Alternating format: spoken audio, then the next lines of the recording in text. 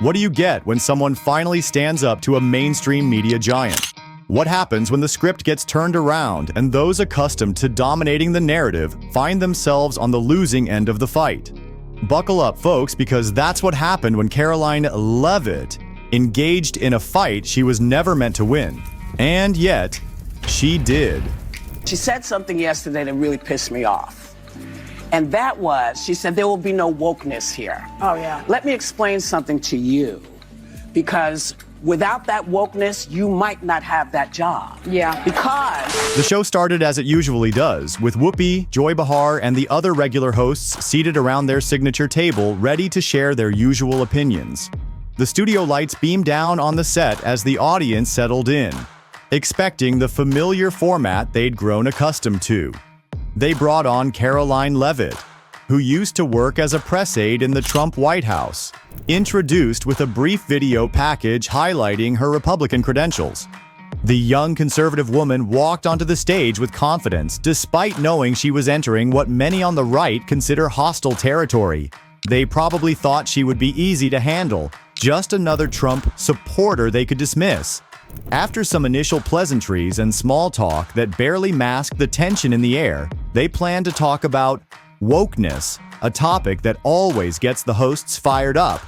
The discussion began cordially enough, with Karoline attempting to explain her perspective, but Whoopi, impatient as ever, made a mistake that changed everything.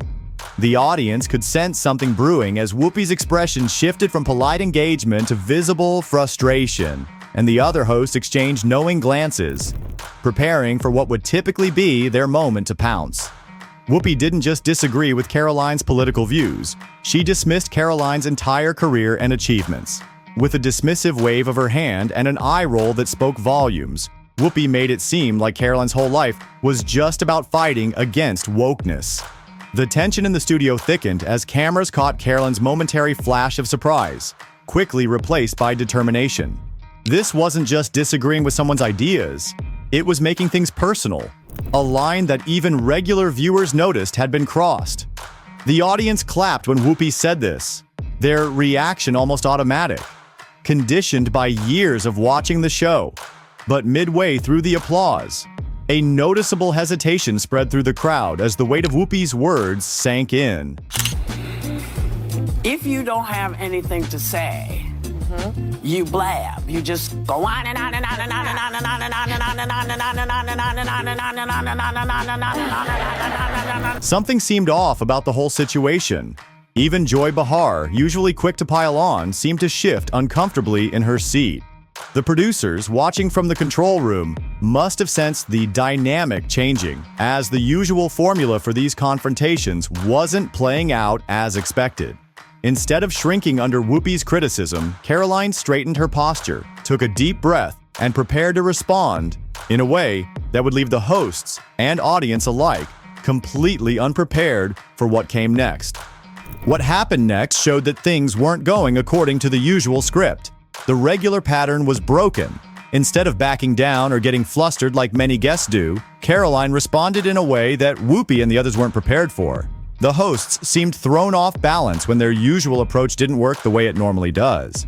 The show always follows a certain formula. Bring on someone with different views. Let them speak briefly, then have the hosts jump in to correct them. But this time, the formula failed. Karoline managed to speak her mind without getting constantly interrupted. The audience, who usually support whatever the hosts say, seemed unsure how to react when Karoline made strong points that weren't immediately shot down. She laid it all out, taxpayer dollars going to fund radical social experiments, money being funneled into ideological battles disguised as education. She connected every dot, step by step, piece by piece, in a way impossible to ignore. Karoline pulled out a folder with documents. She showed how specific programs had been started without proper oversight. She pointed out the dates when money started moving into these projects. She named the people who approved each step. She showed emails where some officials admitted they were pushing personal views. Her evidence was so clear that people in the room went quiet. Even those who usually supported Whoopi looked uncomfortable. Whoopi tried to interrupt a few times, but Karoline kept going. She explained how regular families were paying for these programs through their taxes but weren't told the truth about what the money was for. She showed budget reports where the real purpose was hidden under vague descriptions. She compared what officials said in public versus what they wrote in private emails. By the time Karoline finished speaking, the mood in the room had changed. What started as a heated argument turned into something more serious. People were now asking about accountability and transparency. They wanted to know who knew what and when. Karoline hadn't raised her voice once, but her calm delivery made the facts hit even harder. For the first time in years, Whoopi Goldberg had nothing to say.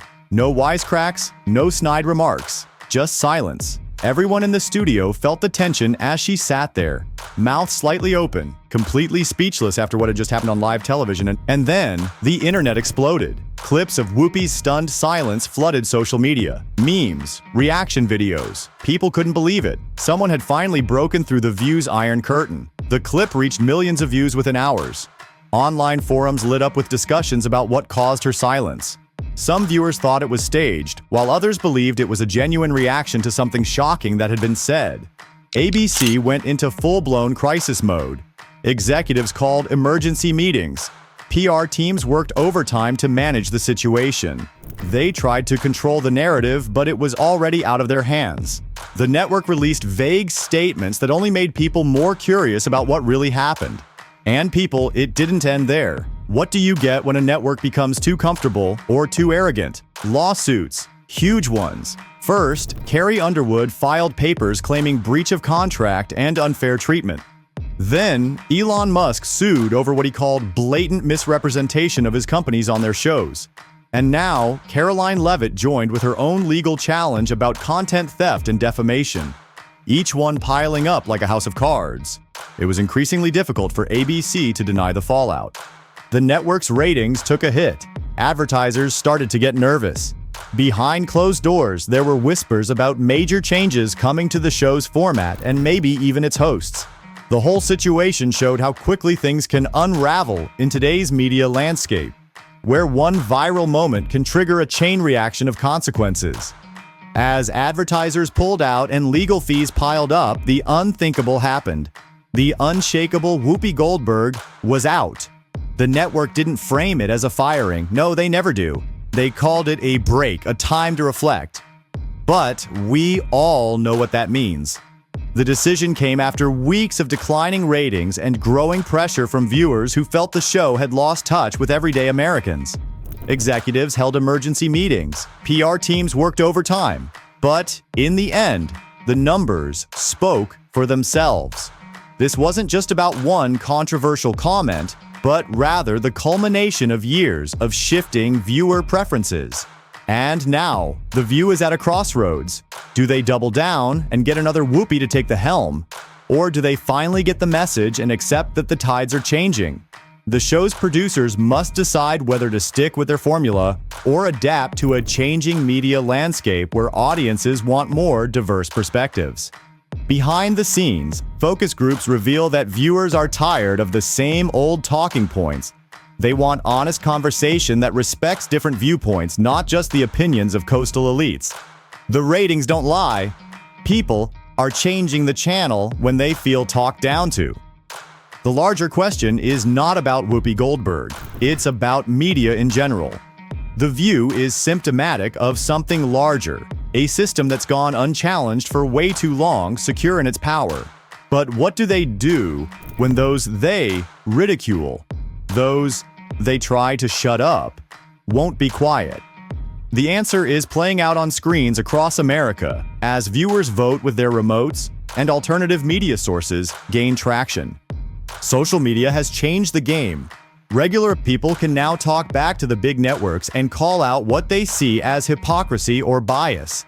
This two-way conversation wasn't possible 20 years ago when The View first aired. The show's producers must now reckon with a world where their audience has a voice that can't be ignored.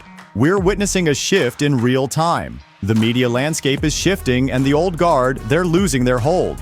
And if this moment is anything, it's that the truth, real, unshakable truth, always manages to cut through. Networks that refuse to evolve will continue to see declining viewership as audiences find content that respects them. This situation reflects a broader trend in media, where legacy outlets struggle to maintain relevance in a digital world. The days when a handful of networks controlled the conversation are over. Now people have countless options for news and entertainment, and they're gravitating toward voices that feel authentic. With that, thanks for watching, and until next time.